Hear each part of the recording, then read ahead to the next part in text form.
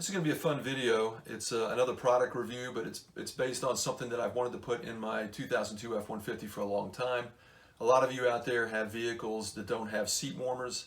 I have seat warmers in my other F-150 and in my Cadillac, and I love it. My back hurts sometimes, and it just really is nice to have that nice warm seat when you're driving in the winter. I bought this on Amazon. It's a Dorman seat warmer. It's a universal kit. I put this in my 2002 F150 XLT, and it almost seems as if this thing was designed for my truck. The ease of installation was pretty good. So in this video, I'm going to show you how I installed this, and for you F150 guys out there, I think this is really a nice install. It really works out well, especially if you did the console upgrade from a Navigator Expedition. But for anybody else that wants to put seat warmers in their vehicle, this really is a nice kit. The seat gets hot. You'll like it. Stay tuned.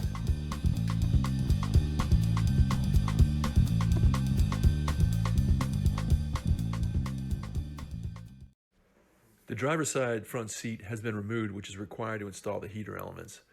I'll replace the OEM seat foam and seat cover, which were damaged by the previous owner, and while I'm at it, I'll use my newly acquired sewing skills to repair damage to my aftermarket seat cover to make everything look and feel new. The kit seems to be pretty comprehensive for one seat, a little pricey for one seat, but I wanted something that I figured would be good quality. Instructions, heating pad with associated wiring, a pretty large wiring harness, and then some hog rings with some pretty ridiculous hog ring pliers. But the nice thing is I don't have hog rings on my F-150 seat, so if you have hog rings on your vehicle, you're going to need this. So I'm laying out the heating pads. This is the bottom section, obviously, and then this is the top. Actually, I don't necessarily need my buns warmed. I almost feel like putting both of these up here for upper and lower back. You have to decide. This is the seat back, and you can see there are some plastic hooks integrated into this with two push pins. The first thing you got to do is pull the push pins out, and then you'll pull the outside away from these metal rods. And then you'll also then pull it down to release it from the top. To make sure this video is not boring, I'm going to go through an accelerated dismantling of the seat and get back to you when I'm down to the bare metal.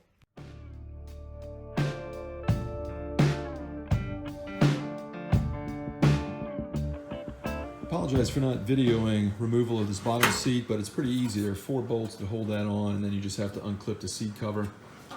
Incidentally, I'm showing you here the cushion. This is a brand new cushion I got. They say they're only good for F250s, but they're identical to the F150. I'm going to post the video or link it up above and below. I'll also link where you can source this cushion for your F150 if you have the same seats that I've got.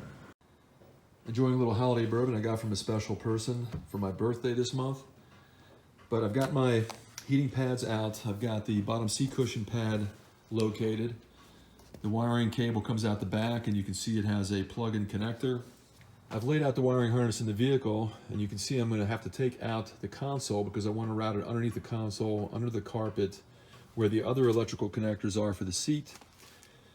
The relay that's a part of this is going to be located underneath the console. The switch, which is a pretty nice switch, I'm going to locate right at the top of the console cover, this little sectional piece right there. And then I've got 2 things to connect. I've got the ground, which is very easy. I've got a location already here for something else, a ground. And I've got this power, which is really nice because you only have to hook up one power line to a switched power source. It provides enough power through the relay for both turning on the heated seats and providing power to the seat. Since I want to make sure I'm doing this right, the previous owner had put a hole through this seat by wearing tools, I guess, or whatever. So I went to the junkyard, found one in good condition, a little dirty. I steam cleaned this even though it doesn't look that good, just to get any residual garbage out of there. And I also got the seat cover, which is in excellent condition off of that vehicle compared to mine. Ran this through the washing machine. It's nice and clean. Now I'm ready for reassembly.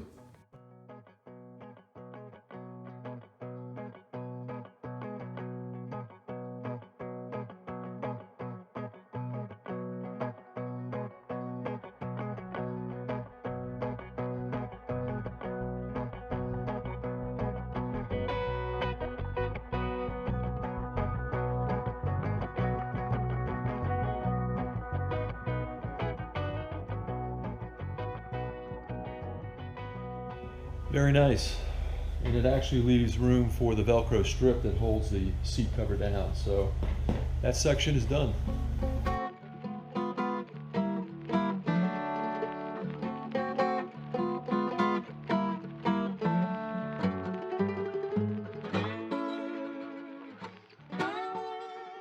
Now to remove the console so I can run the wiring harness underneath it and through it. Two 8mm bolts here, two star driver bits holding this little tray down. Let's get started. I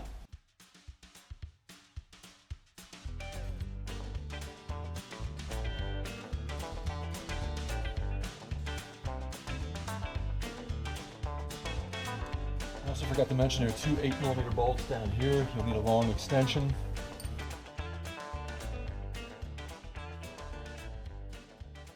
Now to remove the console, we'll pull back and then up.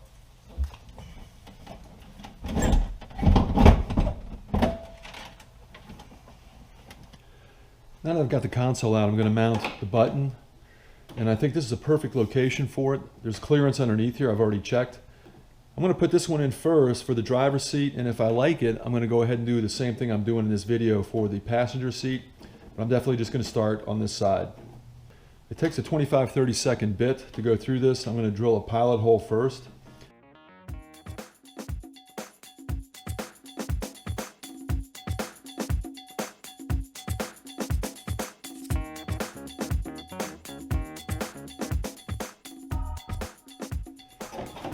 The hole's been drilled big enough.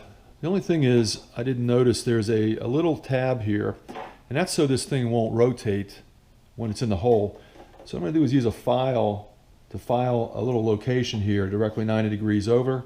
That'll lock this in place once it's pushed through. With a little trial and error, I got it in. It's solid. I scratched it a little bit, so I'll have to repaint this, but I'll wait until I decide to put the other one in. But one thing also, make sure that the hole is appropriate size. When I pushed it in here, it was so tight, it prevented this switch from operating properly, and you don't want to damage it, so now it works properly. Now I just need to run the wiring underneath, or through the console, and then underneath to the carpet to the seat. If you take the screw out right here, which I did, you can easily bend this plastic panel back to fish the power and ground behind that, and then you can run it underneath the column. So now it's routed up here with some other wires I've got for some other purposes. I've tie wrapped it all together, tie wrapped it to the column support. I've gone behind this plastic piece into the fuse area, and I've got enough for the fusible section of the heater to find a tap and leave this in a place where I can get to it in case the fuse blows. This hot lead isn't working because the tap is too big for the size fuses in the F150. Maybe that works on other vehicles, but I have one of these other fuse blocks that provide an additional circuit with two fuses, and I have I have to put a 10 amp fuse in here for the heated seats, but at least now I can butt splice this together and I'll have hot wire to the heated seat circuit. I found a switched circuit, which means it only goes on when the vehicle is in the run position, and so I've connected into that and I've tested it. It works. That fuse location is number 5. And you can see here, speed control, etc., that it's working on. Once again, here's 5, 5th from the top. Works perfectly. I already got the lower dash panel installed. I'm going to finish installation and get the seat final installed. Console is reinstalled, but not yet bolted in. But I have all the electrical ready. Here's the LEDs. This is going to connect into that as well. Here you see the wiring harness for the seat heater that includes a relay. I've run this underneath the console and I pulled it up toward the front where it has an electrical connector that attaches to the on-off switch. Console is finally installed. All the electrical connections are completed. The seat's in, that's electrically connected. And you can see how nice that switch looks. That switch looks factory. If I had one on the other side, it would look even more factory. With ignition on, you see the button is activated by pushing it in this direction. That green light signifies the low setting. Red signifies the high setting, and I'll tell you, it gets pretty hot. So, not too hot, but I really like it. I think it's an excellent addition to the truck. I hope you like this. Again, give me that thumbs up. I need your comments. That really helps the channel. Subscribe, share. I'll see you next time on Driving Intelligence.